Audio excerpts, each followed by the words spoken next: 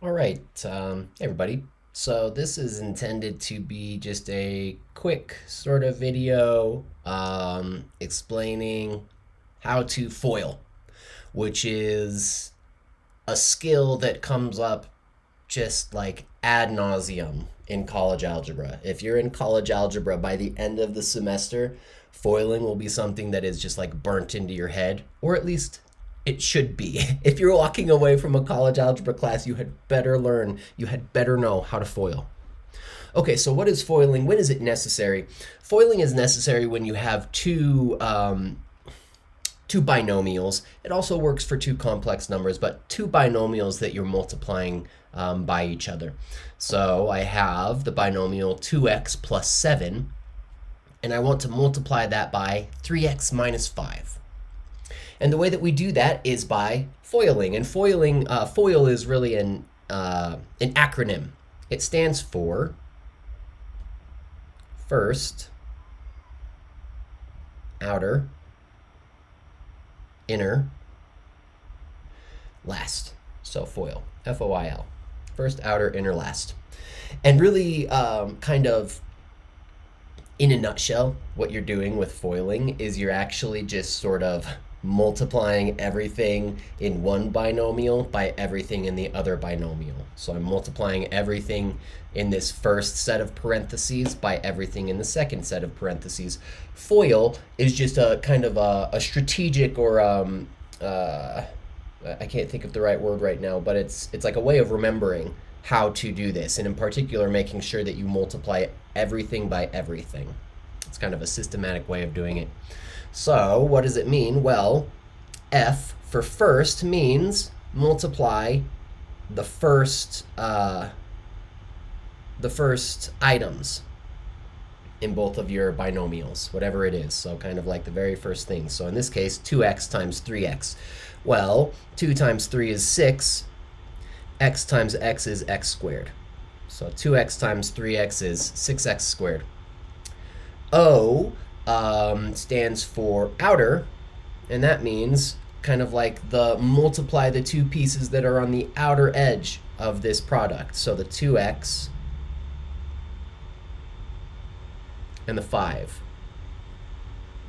So 2x times 5, well, in particular, don't forget about the sign here. So I'm not actually multiplying 2x by 5, I'm multiplying 2x by negative 5.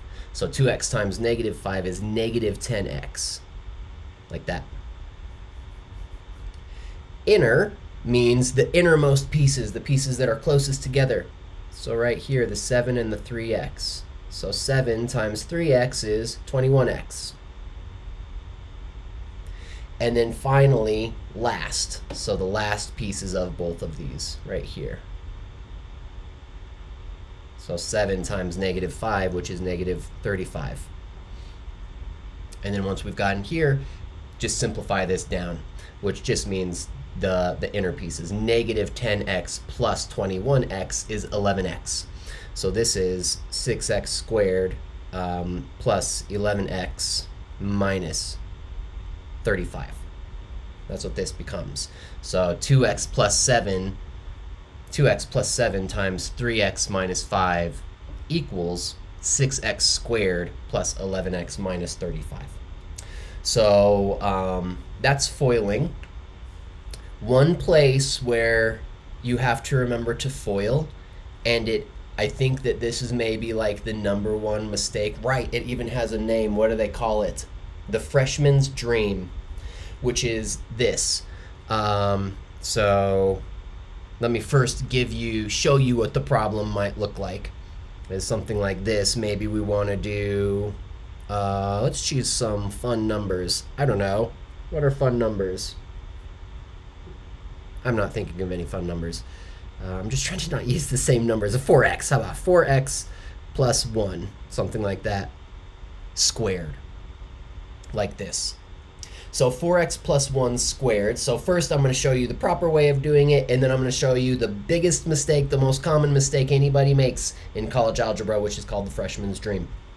Okay, so 4x plus 1 squared, well, squaring anything means multiplying it by itself.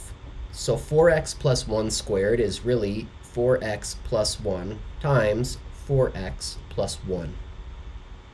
See? So this is really a foiling problem kind of dressed up. It's just like it's like it's wearing a mask. But when you kind of expand it out this way, it becomes more obvious that you have to foil this. Okay, so let's foil it. Well, multiplying the first pieces, 4x times 4x is 16x squared. Multiplying the outer pieces, 4x times 1 is 4x. Multiplying the inner pieces, 1 times 4x is 4x. And then multiplying the last pieces, 1 times 1 is 1. So, simplifying this, it becomes 16x squared plus 8x plus 1 is what this foils out to. So what is the freshman dream? Here I'll say that this is bad math. So pay attention. If you're like writing all of this down, what I'm about to do is the wrong thing, the absolute wrong thing, the biggest college algebra mistake that anybody makes is to say 4x plus 1 squared equals 4x squared plus 1 squared. So essentially just taking the square and distributing it. This is wrong. This is the wrong thing to do. And it should be fairly obvious right now that this is wrong because 4x squared becomes 16x squared. So when you have an exponent that is being applied to a product, then yeah, the exponent does get distributed. That's the difference here, is that this exponent doesn't distribute over the addition, but the exponent does distribute over multiplication. So 4x squared is just 4 squared times x squared, so 16x squared, and then 1 squared is just 1. See, so when you kind of do this, this is called I'm pretty sure it's called the freshman's dream. So in college algebra, this is not true. This is not how this works. This is all bad math right here. So whenever you see something like this, a binomial that is being squared, just know that you have to FOIL it.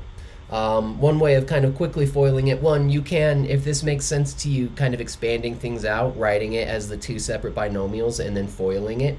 That's a good way of going about this. The sort of like shortcut is that a plus b squared is equal to a squared plus 2ab plus b squared. So in other words, square the first part, multiply a and b, and then multiply them by 2, and then square the last piece, which is exactly what we did here, right? So the first part squared, 4x squared is 16x squared. 4x times 1 times 2 is 8x. 1 squared is 1. So you can kind of like maybe memorize that little like quick procedure, but that only works if you are squaring. If you have two binomials and it's not like they're different binomials like our first example, yeah, you're just gonna have to go through and FOIL that out. If you're squaring a binomial, you can use this shortcut. In any case, the freshman's dream, it just doesn't apply. Okay, so that is how to FOIL. Yes, and that's where I'll end this video. If you have any questions, please let me know. I'll be happy to answer them.